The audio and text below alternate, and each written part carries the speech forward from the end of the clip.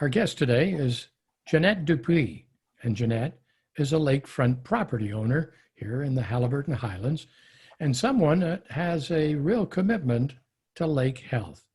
And we welcome you, Jeannette. Thanks for joining us today. Thank you so much for having me today. It's nice to be here.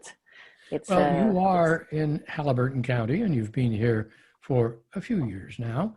And yes. Maybe we could start by finding out, Jeannette, what attracted you to Haliburton County and the area that you're in right now?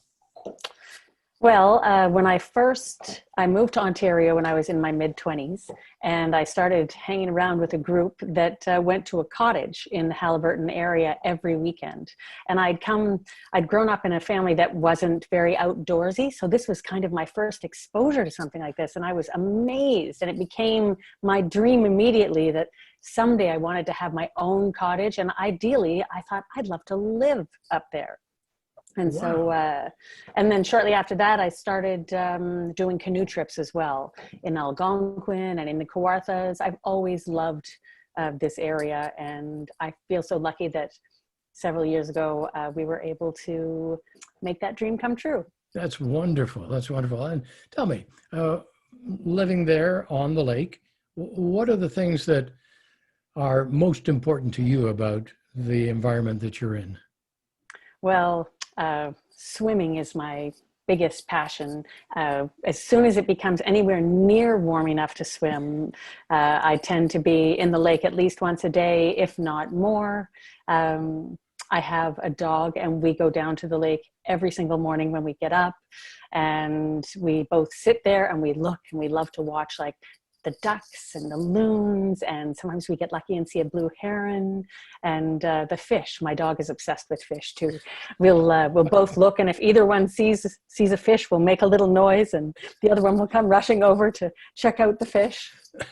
And just, the sense of peace that you get from being around the trees, the forest, and the lake. I just love it so much. It's proven that being near, they call it blue space, water, is actually so good for your health overall, your sense of peace. Well, it sounds like it turned out to be a perfect match for you. That's wonderful. Now, let's go back to when you were buying your cottage. At that time, were you aware of something called the Bluegreen algae? I wasn't at the beginning, and then there was a lake in the Muskoka region that kept having properties come up that were within our price range, and they seemed to be a lot more cottage and property and beach and everything than what I would have thought would be in our price range. So I did a little bit of research, and I found that they had actually experienced blue-green algae blooms several years running. I don't even know how many, but then I started to research about blue-green algae and was quite horrified by everything I read, especially as I have a dog, and if my dog were to swim in the blue-green algae, he could die. I started finding articles from different provinces and different states where dogs had died after swimming for like 20 minutes, and then within 30 minutes something happens to their nervous system and they die. Anyway, so it became a real concern for me, and when I was looking, I made water quality a priority. It was so important to me to find a lake that had a good water quality record. And so I found that. I found a lake that had pristine water quality history. And unfortunately, we experienced blue-green algae last November. Now, when that happened, when you heard there was blue-green algae on your lake, how did you react to that? Well, I didn't even really hear it. I went down one morning with my dog, and the lake had some green scum here and there, not, all over, but it was just not something I'd seen. And of course, knowing about blue-green algae, my heart sank. I was like, oh my God, please no, please no. And so then I came back up to the cottage with my dog and put him here. And then I Googled to find out, is there some way I could test myself to see if it's blue-green algae, or maybe this is normal. I'd only been up here a couple of years. Maybe this was some normal occurrence. So I read that if you got a mason jar and you collected some water from just beneath the surface and you put it in the fridge overnight, and the next day, if the green algae had separated and risen to the top in sort of a ring, then it was probably blue-green algae. And if it didn't, if it sank to the bottom, it was probably normal algae. So I did that, and sure enough, it rose to the top. It was blue-green algae, and yes.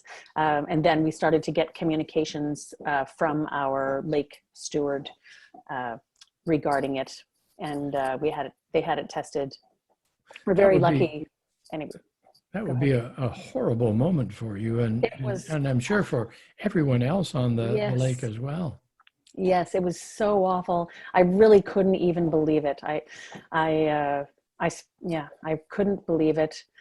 So I started to do all kinds of research into what I could do, what could be done to stop it. Is it too late once it occurs? Our lake association really hopped to life as well, and they started sending out great communications to keep everybody in the loop. They got on testing right away. They've really been quite amazing overall. And yes, and I basically found all these things that I could have been doing the whole time, but that I wasn't, because I didn't really know. I mean, I didn't really know what types of things would cause blue-green algae. I just knew that I wanted to avoid being on a lake that had it. I didn't realize that any lake could get a bloom, and that once you've had one, there's a very good chance you're going to have more.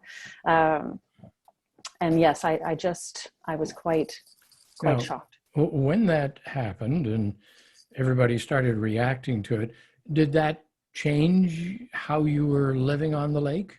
Yes, it did. Well, because I did a bunch of research, and our lake association sent out some educational information in a letter as well. But basically, there were all kinds of just even little things that I had been doing wrong. The most important, of course, was to have a good working septic. And we did have that. At least we had one when we first took over the cottage. I don't know if we do for sure anymore, because there were lots of little things I was doing that I didn't know could have a negative impact. One was, we didn't worry about our water use. We have well water. We didn't worry about whether we were washing the dishes at the same time as having a shower or doing laundry. But apparently the amount of water that floods into your septic at one time can have a real impact on how it's able to actually do its work. And so that could have been causing more effluent or things to be seeping into the lake and the tile bed. We were also using all kinds of cleansing products, like regular cleaning products that had chlorine in them. I had no idea that chlorine was so damaging. And we were using antibacterial soap left, right, and center. The pandemic, especially once the pandemic started. And of course, antibacterial soap kills all bacteria on your hands, but it also kills all the healthy bacteria in your septic. And so that would stop it from working really well. Our dog, my brother and I sort of have this place jointly. It's divided into two cottages, two washrooms, two kitchens, two everything. And so his dog is here too.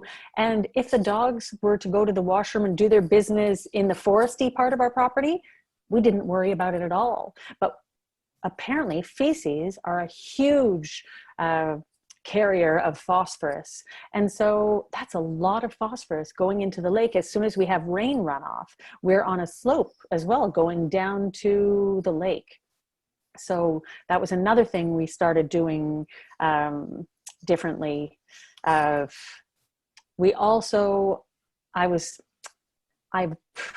Down at the waterfront, there were some water lilies in the water, and I wanted a more clear swim path. I know it sounds so horrific now, but I actually cleared away some of the water lilies to have a clear swim path to come through on one side. I didn't even need to do that. And now I've ordered all kinds of native plants and shrubs to put along the shoreline. I would definitely never touch anything in the water again, but to put on the shoreline, because apparently if you plant shrubs and native plants near the shoreline, as the rainwater brings all of the bad things down that could cause blue-green algae, it filters it out and stops a great deal of it. So we're doing lots of little things that I didn't know about before. It sounds like your learning curve was pretty steep once you got into it. It was, unfortunately. And I just wonder how many other people on our lake, I mean, how many people don't know about this? Maybe lots do, but maybe lots don't realize. And oh my gosh, like, if I could go back and not be doing any of those things, anything that I might have been doing to contribute to having a blue-green algae bloom, I would so change it in a heartbeat. Well, and overall, all the things you're talking about help the lake health generally.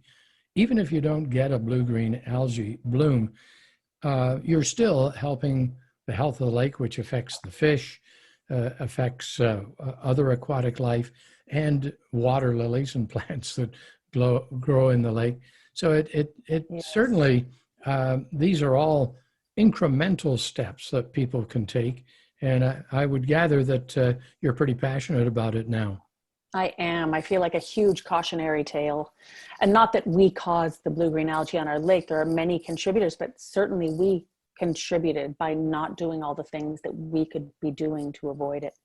And has your lake association got in behind all this with all the property owners to try and get everybody on board and try and prevent any future blooms?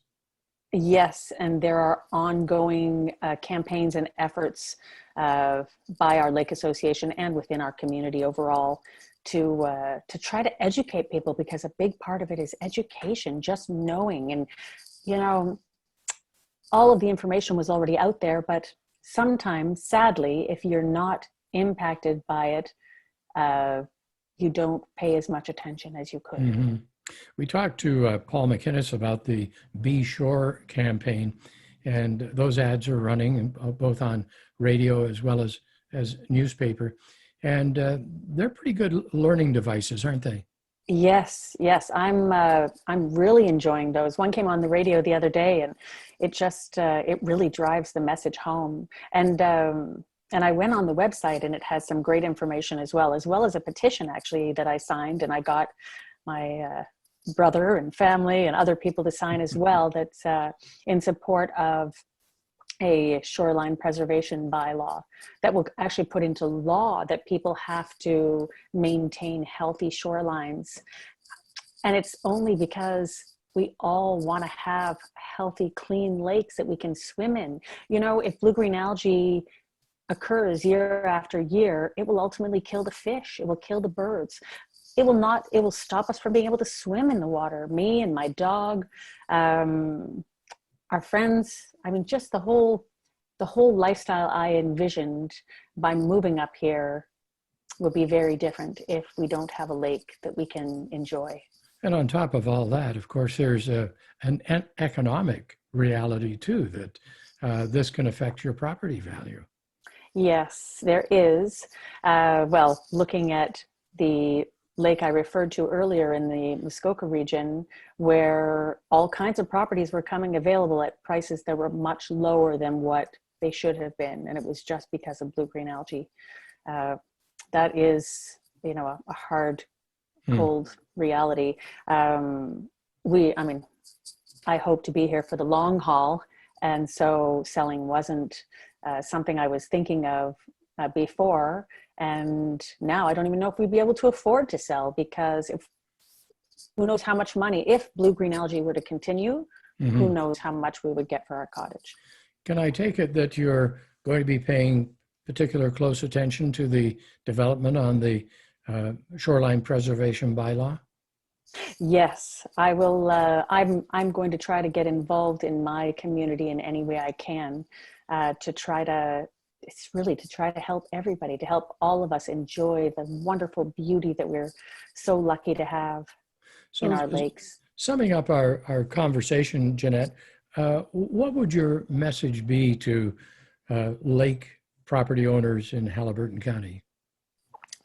No lake is exempt from the danger of having toxic blue-green algae. Sorry, that's my dog. Come to their lake. No, you know, doesn't matter how historically clean and clear and pristine your lake has been.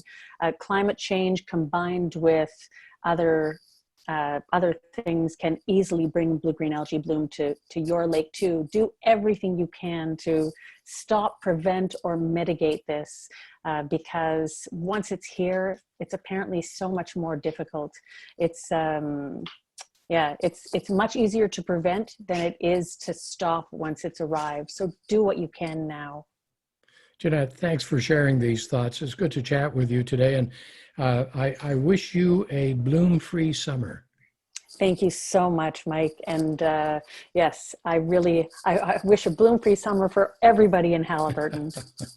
Our guest today has been Jeannette Dupuis, and Jeannette is a lakefront property owner in Haliburton County. Thank you, Mike.